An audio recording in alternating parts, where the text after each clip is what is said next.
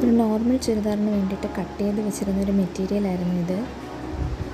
ഒരു 3 വർഷം മുമ്പേ കട്ട് ചെയ്തതാണ്. പിന്നീട് അത് സ്റ്റിച്ച് ചെയ്യാതെ മാറ്റി വെച്ചിരുന്നതായിരുന്നു. ഇപ്പോൾ അത് വേറൊരു രീതിയിൽ സ്റ്റിച്ച് ചെയ്തെടുക്കാമെന്ന് വിചാരിക്കുന്ന ഒരു പരീക്ഷണമാണ്.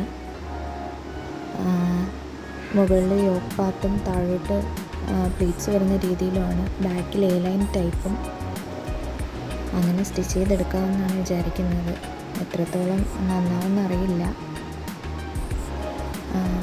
ഈ കട്ടിങ്ങൊക്കെ കഴിഞ്ഞതിന് ശേഷം ഇതിൽ എക്സ്ട്രാ നമ്മൾ പീസസ് വെച്ച് കൊടുക്കുന്നുണ്ട്. കാരണം അളവിൽ വ്യത്യാസം വന്നിട്ടുണ്ട്. അപ്പോൾ സൈഡിൽ ഒക്കെ വേറെ ക്ലോത്ത് വെച്ച് സ്റ്റിച്ച് ചെയ്തെടുക്കുന്നുണ്ട്. ബാക്കിൽ എ ലൈൻ കട്ടിങ് പോലെ തന്നെയാണ് കൊടുക്കുന്നത്. ഫ്രണ്ടിലാണ് യോക്കും താഴെ ബോട്ടവും സെപ്പറേറ്റ് ചെയ്ത് പ്ലേറ്റ്സ് ഇട്ട് വരുന്നത്. ഇത് സ്റ്റിച്ച് ചെയ്ത് കഴിയുമ്പോൾ എങ്ങനെ ഉണ്ടാവുമെന്ന് നോക്കാം. കുറച്ച് പൊങ്ങി നിൽക്കുന്ന സ്റ്റിഫായിട്ടുള്ള ഒരു മെറ്റീരിയലാണിത്.